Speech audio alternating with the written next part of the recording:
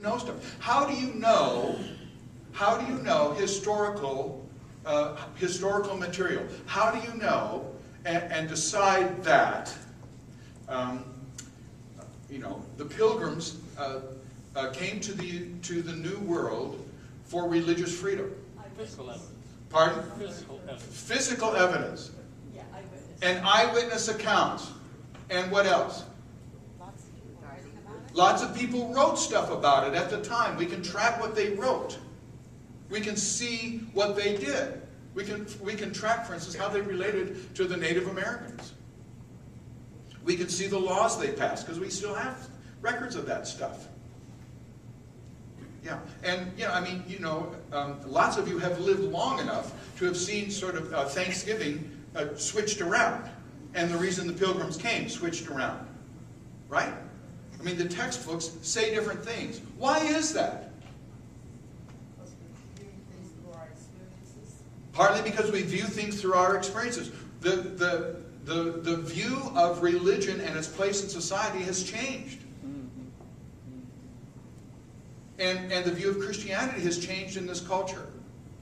And because of that, different bits of history are lifted up, and other bits of history are just not talked about very much, or are talked about in a different light, so that we find out that it is indisputable that while the Pilgrims came to the New World for religious freedom, they wanted to worship their own way. But it didn't mean that they wanted anybody else to be able to worship their way. Not even Jesus, to worship Jesus their way. If you were from a different variety of Protestantism, you couldn't vote. Or own property, I think. But you certainly couldn't vote.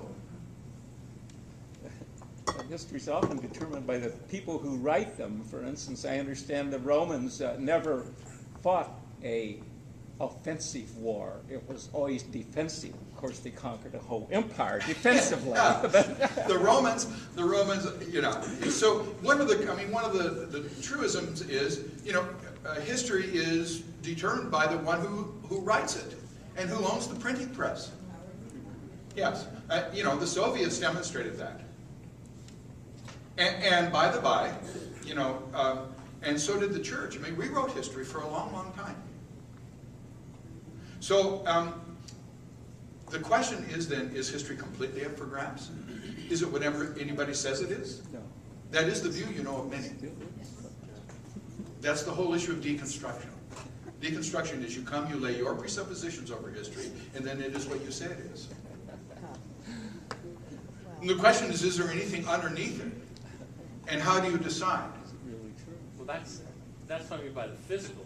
That doesn't change. How you interpret the physical and how you project the physical is what makes the difference. There really is physical data, and we just have to acknowledge that we tend to lay our presuppositions over the data. How did we decide how long a foot is? Somebody decided. How long the king's foot was. Somebody decided. Yeah. And then but how did it become that a whole culture believes that a foot's that long? It was written down, and it said, this is what we do. It's what people They did. agreed to it. The same thing with a meter, by the way. Yep. It was a handshake in a community. And now that's by gum how long a meter is.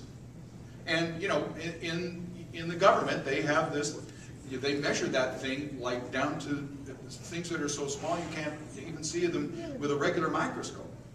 Right? And the same thing with how long a second is. And a minute and an hour. The foot changed. Those are- We got a different king though. Yeah, the foot, for a while, the foot changed depending on whose foot it was.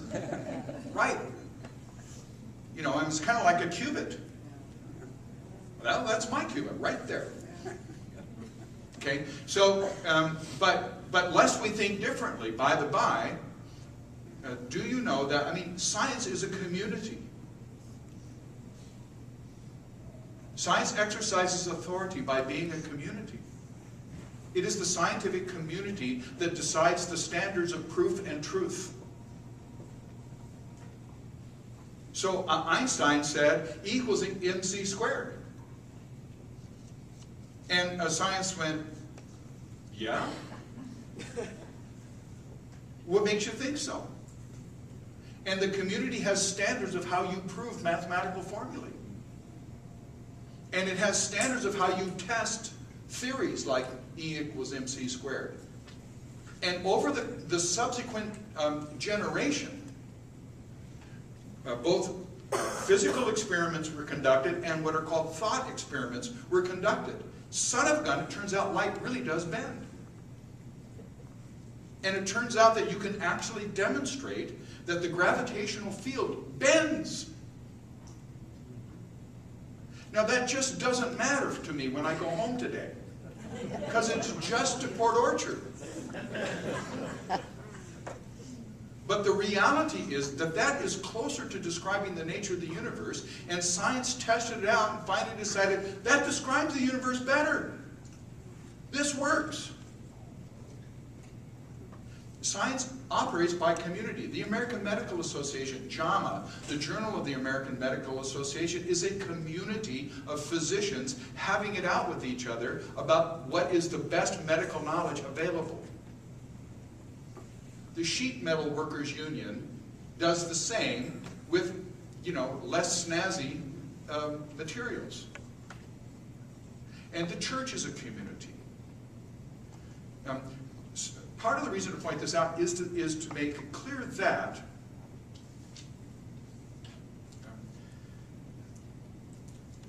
there's sort of the myth among us, certainly among scientists, that scientific knowledge some don't believe in God. Lots more physicists, by the way, believe in God than sociologists. Did you know that? But that scientific truth kind of descends. And there it is, self-evident and true, and that's just that. But the fact of the matter is science is an ongoing self-correcting discipline that is exercised in community. And someday, somebody will improve on Einstein and say, he was just mostly right, but what he didn't figure out was this. And here's the formula for that.